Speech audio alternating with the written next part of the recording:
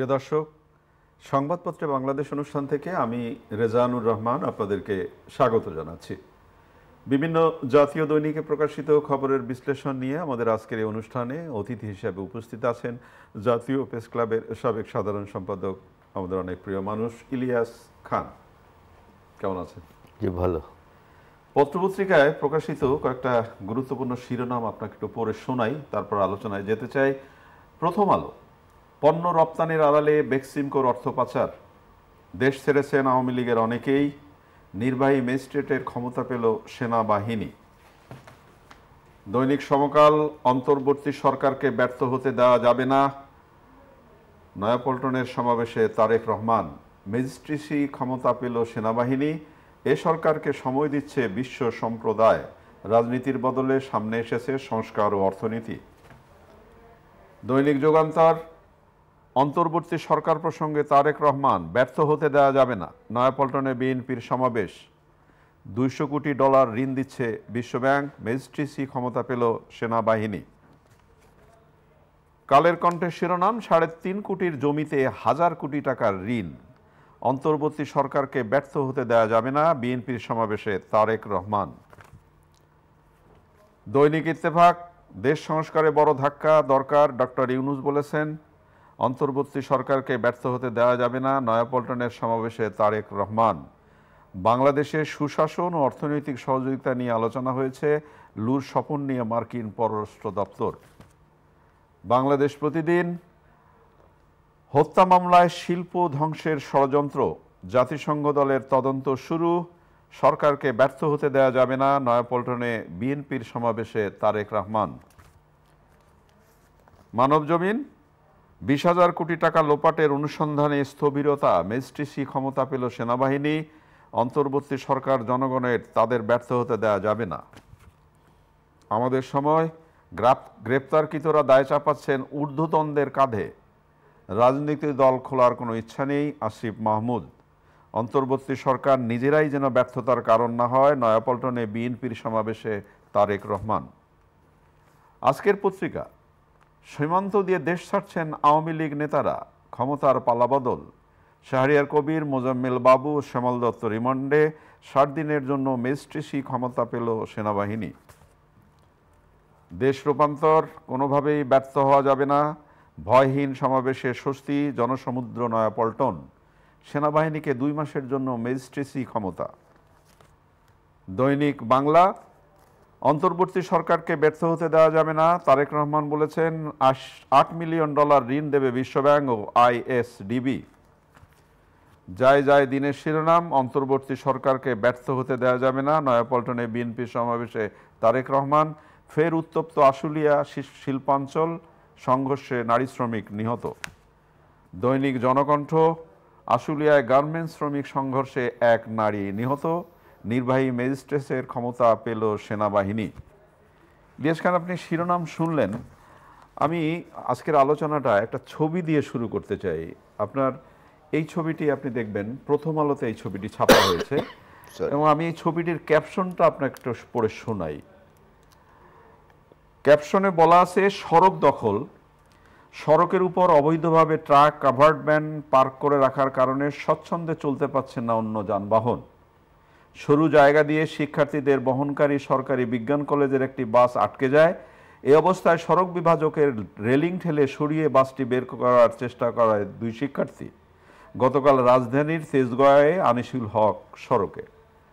এই ছবিটি নিয়ে কেন আলোচনা করতে চাই, তার কারণ বিশেষ করে 7 রাস্তা অভিমুখী যে সড়কটি ট্রাক স্ট্যান্ডে বন্ধ ছিল, সেটি উন্মুক্ত করে একটা সড়ক তৈরি হলো এবং সেখানে নির্বিঘ্ন যাতায়াত তৈরি হলো। কিন্তু এই যে পট পরিবর্তনের পরে দেখা গেল এই সড়কটি আর সাধারণ মানুষের জন্য না, এই সড়কটি আবার ওই ট্রাক স্ট্যান্ডে দখল হয়ে আছে। আমরা কয়েকদিন আগে ছবি তুলতে গিয়েছিলাম, আমরা তখন কয়েকজন বেশ করে দৌড়ে এলেন, কি করবেন বলে, আমরা একটু ছবি তুলবো। কেন বলে, এই যে অব্যবস্থা এটা দেখানো হবে। কয়েক না না না, দেশের ভাবমূর্তি ক্ষুণ্ণ করবেন না। তার মানে ট্রাকটা দখল করে রাখা আছে 2 পাশে, তাদের বক্তব্য হলো দেশের ভাবমূর্তি ক্ষুণ্ণ করবেন না। ভাবমূর্তিটা কি হচ্ছে? না, আপনাকে ধন্যবাদ এবং অনুষ্ঠান যারা দেখছেন। আসলে মানুষ চেঞ্জ হয়েছে, খুব দুর্ভাগ্যজনক, আমরা খুব দুর্ভাগ্যবান। মানুষ, এসব অব্যবস্থাপনায় মানুষ চেঞ্জ হয়েছে, কিন্তু দৃশ্যপট চেঞ্জ হয়নি। আগে একদল ছিল যারা গত 15.5 বছর শাসন করেছে, তাদের লোকজন, এখন এই সুযোগে নানা ধরনের লোকজন, সেখানে বিরোধী দল এখন যারা আছেন তাদের লোকজন আছে। এবং আমার বোধ হয় এটি আনিসুল হক সাহেব এটিকে খুব সুন্দর করে করেছিলেন। এই জায়গাটি দীর্ঘদিন মেয়র আনিসুল, এবং বলা হয় যে তার ভাই সেনাপ্রধান থাকার কারণে তিনি এটি করতে পেরেছিলেন। আসলে মানুষের মধ্যে সচেতনতা দরকার। আসলে পয়েন্টে পয়েন্টে তো পুলিশ দাঁড়িয়ে থাকতে পারবে না, পয়েন্টে পয়েন্টে তো আর্মি দাঁড়িয়ে থাকতে পারবে না, আইনশৃঙ্খলা রক্ষাকারী বাহিনী থাকতে পারবে না। মানুষের মধ্যে কোনো বিকার নাই, মানুষের মধ্যে কোনো স্বাভাবিক বোধ নাই। আপনি দেখবেন যে নিশ্চয়ই আপনিও অনেক সময় এই জঞ্জালে পড়েছেন, হয়তো 1 মিনিট যদি গাড়িটি একটু দাঁড়িয়ে থাকতো তাহলে জ্যামটা কমানো যেত, কিন্তু কেউ দাঁড়াবে, আমরা সবাই আগে যেতে চাই, সবাই আগে যেতে চাই, এবং সবাই মোটামুটি 99% নিয়ম না মেনে। ইলিয়াস, আমি একটা জিনিস আপনাকে বলতে চাই, এটা তো একদম চোখের সামনে 7 রাস্তার এই ঘটনাটা ঘটছে, এবং আরো অনেক রাস্তায় অবৈধভাবে গাড়ি পার্কিং করে আছে। তা আমরা তো এই অনিয়ম, বিশৃঙ্খলা, বৈষম্যের বিরুদ্ধেই কথা বলতাম জন্য যে একটা পরিবর্তন আনলাম। তা 7 রাস্তায় তো প্রকাশ্যে এই ঘটনাটা ঘটছে, তো এটার পরিবর্তন হচ্ছে না কেন? পরিবর্তন হওয়া উচিত আমি মনে করি। আসলে দিন শেষে কথা হচ্ছে, এই ভূখণ্ডের মানুষ কিন্তু সবাই, যারা আওয়ামী লীগ করে, যারা বিএনপি করে, যারা জামাত করে, ইভেন আইনশৃঙ্খলা রক্ষাকারী বাহিনী, আইনজীবী, বিচারক, সব কিন্তু এই ভূখণ্ডের মালিক। এবং মেন্টাল মেকআপে কিন্তু খুব বেশি পার্থক্য নেই। নিশ্চয়ই আপনার মনে আছে যে একজন ট্রাফিক পুলিশ সালাম না দেওয়ার কারণে একজন বিচারপতি, এই যে মানিক সাহেব, তিনি তাকে শাস্তি দিয়েছিলেন, এবং এই মামলায় বোধহয় শেষ পর্যন্ত আইজিপি সাহেবের কি বলে যে চাকরি চলে গেছে। তিনি তো এই বাংলাদেশ আসলে। কিন্তু আমি মনে করি যে আইনশৃঙ্খলা রক্ষা বাহিনী একদম শিথিলতা এখন চলছে পুরো, কিন্তু আমরা দেখছি না পুলিশ খুব অ্যাক্টিভ না বিভিন্ন জায়গায়। আমরা দেখি ইভেন ট্রাফিক পুলিশ আমরা দেখছি, এবং অনেক পুলিশের অনেক লোক কিন্তু জয়েনও করে না এখনো। সুতরাং এগুলো দৃষ্টিতে আনা উচিত। আমি প্রথম আলো ছবিটি প্রকাশ করেছি, আমি তাদের ধন্যবাদ জানাতে চাই। অনেকের কাছে একটু কমন চিত্র যে এগুলোই হবে বাংলাদেশে, তারপর তারা ছবিটি তুলে ধরেছে, মানুষের দৃষ্টিতে এনেছে, এটি খুব ভালো দিক। অনেক ধন্যবাদ। আমাকে নির্বাহী ম্যাজিস্ট্রেটের ক্ষমতা পেল সেনাবাহিনী, এবং এখানে যেটা বলা হচ্ছে, আমি যদি আপনাকে একটু ছোট্ট করে পড়ে শোনাই, এই মেট্রোপলিটন এরিয়া না, কিন্তু এখানে যেটা বলা হচ্ছে যে এর ফলে নির্বাহী ম্যাজিস্ট্রেটের দায়িত্ব পাওয়া সেনা কর্মকর্তাদের উপস্থিতিতে কোনো অপরাধ সংঘটিত হলে তারা অপরাধীকে গ্রেপ্তার করতে বা গ্রেপ্তারের নির্দেশ দিতে পারবেন। সেনাবাহিনীর কর্মকর্তারা এসব ধারা অনুযায়ী অপরাধীদের বিরুদ্ধে প্রয়োজনীয় ব্যবস্থাও নিতে পারবেন। বিষয়টি জানতে চাইলে অন্তর্বর্তী সরকারের আইন ও বিচার সংসদ উপদেষ্টা আসিফ নজরুল প্রথমে বলেন, দেশে বর্তমানে কিছু কিছু এলাকায়, বিশেষ করে শিল্পাঞ্চলগুলোতে নাশকতা ও দেশের স্থিতিশীলতা বিনষ্টের মতো কর্মকাণ্ড ঘটছে বলে সরকার লক্ষ্য করছে, এবং উন্নত পরিস্থিতির উন্নতির জন্য এই ব্যবস্থা নেওয়া হয়েছে। আজকে সব পত্রিকায় খবরটি এসেছে, দুটি খবরই আমি দেখলাম। আপনি যেটি বললেন যে বিএনপির ভারপ্রাপ্ত চেয়ারপারসন তারেক সাহেব, যিনি আমরা আলোচনায় আসবো সেটা, এবং এইটি ম্যাজিস্ট্রেটের ক্ষমতা, আমার মনে হয় এই মুহূর্তে দরকার আছে। কারণ বিশেষ করে আগস্ট বিপ্লবের পরে অনেক পুলিশ কিন্তু জয়েন করে না এখন, নিশ্চয়ই আপনি জানেন, এবং অনেকের হাতে কিন্তু অস্ত্রও আছে। সুতরাং অনেক জায়গায় আইনশৃঙ্খলা ভেঙে পড়েছে। আপনি দেখুন গোপালগঞ্জে একজন, তিনি বুঝলেন ক্রিকেটের কি স্বেচ্ছাসেবক দলের নেতা ছিলেন এবং ক্রিকেটের একজন কর্তা ব্যক্তি ছিলেন, তাকে কিন্তু হত্যা করা হয়েছে। ক্যান ইউ ইমাজিন যে এই সিচুয়েশনে এ ধরনের ঘটনা ঘটছে? বাট পুলিশ অনেক জায়গায় অ্যাক্ট করতে পারছে না। পুলিশের প্রতি সাধারণ মানুষের ব্যাপক ক্ষোভের কারণে অনেক। আপনি পুলিশের কথা বললেন, আমি যদি আপনার একটা তথ্য শোনাই, 909 জন বন্দী এখনো ধরা পড়েনি, যারা জেল থেকে বেরিয়ে গিয়েছিল। 187 পুলিশ এখনো কর্মস্থলে অনুপস্থিত। সেখানে ডিআইজি 1, অতিরিক্ত ডিআইজি 7 জন এবং পুলিশ সুপার 2 জন এখনো কাজে যোগ দেননি। বাংলাদেশের অবস্থাটি এমন হয়ে গিয়েছিল যে বায়তুল মোকাররম যিনি খতিব, একজন নির্দোষ ব্যক্তি হওয়া উচিত, বা তার কোনো শত্রু মিত্র নেই এরকম হওয়া উচিত, তিনিও পালিয়ে গেছেন এই ঘটনার, এই সরকারের পতনের পরে। তো বাংলাদেশটাকে এখানে নিয়ে যাওয়া হয়েছিল, এটিকে দুর্ভাগ্যজনক। পুলিশ কেন পালাবে? পুলিশের তো পালানোর কিছু নেই। পুলিশ তো, যেমন ধরুন আমরা সাংবাদিক, আমরা কাউকে ক্ষমতায় আনতেও চাই না, ক্ষমতা থেকে নামাতেও চাই না, আমরা যা সত্য মিথ্যা সেই কথাটা লিখবো, পাঠক যা বুঝে নেন। কিন্তু আমরা কিন্তু অনেকে সেই ভূমিকা পালন করেছি, এবং অত্যন্ত দুর্ভাগ্যজনকভাবে এখন নানা কিছু ঘটছে, সে পুলিশ সহ তারপরে আইন প্রশাসন সহ সর্বত্র একই ঘটনা ঘটছে। এবং আপনি যেটি বললেন যে অনেক পুলিশ এখনো যোগদান করেন এবং অনেক কর্তা ব্যক্তি আছেন, এটি তো হওয়া উচিত না। অনেক ধন্যবাদ। আপনি তারেক রহমানের কথা বলছিলেন, গতকাল নয়াপল্টনে খুব বেশ বড় ধরনের একটি সমাবেশ অনুষ্ঠিত হলো এবং অন্তর্বর্তী সরকারকে ব্যর্থ হতে দেয়া যাবে না তারেক রহমান বলেছেন, এবং সংস্কারের পথ ধরে নির্বাচনী রোডম্যাপ, সংসদীয় সরকার ছাড়া সংস্কার স্থায়ী হয় না, ফ্যাসিস্ট সরকারের প্রেতাত্মারা এখনো আছে, 15 বছর দেশে ছিল মাফিয়া শাসন। হ্যাঁ, তিনি কাল এবং সমাবেশটি খুব বড় হয়েছে কারণ মানুষ আগে তো নানা ধরনের প্রতিবন্ধকতা সৃষ্টি করা হতো, এখন তো সেগুলো নেই। ব্যাপক প্রচুর মানুষ এসেছে। বিএনপির ভারপ্রাপ্ত চেয়ারপারসন তারেক সাহেব যেগুলো বলেছেন, তারেক রহমান সাহেব তিনি কিন্তু খুব ভালো বলেছেন। এই কারণে আমি বলি যে এই সরকারের কাছে কিন্তু মানুষের অনেক প্রত্যাশা, কারণ আমাদের প্রত্যাশা কিন্তু বারবার আমাদের পূরণ হয়নি। যেমন 71-এর পরে আমরা অনেক কিছু ভেবেছিলাম যে আমাদের বৈষম্য দূর হবে, আমাদের আর্থিক সংকট থাকবে না, একটা মানবিক বাংলাদেশ হবে, আমি কিন্তু সেটি পাইনি। তারপরে যে আন্দোলনে আপনিও ছিলেন, আমিও ছিলাম, 90-এর গণ আন্দোলন, মানুষের অনেক প্রত্যাশা ছিল, কিন্তু সেই প্রত্যাশা কিন্তু পূরণ হয়নি আসলে। যেমন ধরুন, আমি একটি উদাহরণ শুধু, যে পাবলিক বিশ্ববিদ্যালয়গুলো, তো সেখানে কিন্তু ইভেন স্বৈরাচার এরশাদের আমলেও মোটামুটি নিরপেক্ষ লোক বা ভালো একাডেমিশিয়ান তারা কিন্তু নিয়োগ ভাইস চ্যান্সেলর হতেন, যিনি বিশ্ববিদ্যালয় চালান। এরপর আমরা কি দেখলাম, শুধু দলীয় বিবেচনায় এবং কোথাও কোনো সংসদ নির্বাচন, নেতৃত্ব সৃষ্টির যে পাইপলাইন, সেখানে আমরা কিন্তু দেখলাম ফল জিরো। আর ঢাকা বিশ্ববিদ্যালয় কিন্তু ডাকসু আরেকটি হয়েছিল গত সরকার বলে, যেটি যে নির্বাচন নিয়ে ব্যাপক প্রশ্ন রয়েছে। তো মানুষের ব্যাপক প্রত্যাশা, আমরা আশা করতে চাই এই সরকার মানুষের প্রত্যাশা পূরণের চেষ্টা করবে। প্রত্যাশা তো পূরণ করবে। জনজীবনে এখন নানা কষ্টকর দিয়ে, এই যে ইনফ্লেশনের কারণে মানুষ কিন্তু এক ধরনের নীরব দুর্ভিক্ষে চলছে দেশে। সুতরাং এগুলো কমানোর জন্য সরকার কি বলে যে প্রচেষ্টা চালাবেন। নাম্বার 2, বাংলাদেশের নির্বাচন ব্যবস্থা যে একদম ভেঙে পড়েছে, এটি কিন্তু সঠিক পথে আনা খুব দরকার। কারণ এবার যারা আন্দোলন করেছে, বিশেষ করে 22 থেকে 27 বছর বা এই বয়সী যে ছাত্ররা, তারা কিন্তু কোনোদিন ভোট দিতে পারেনি।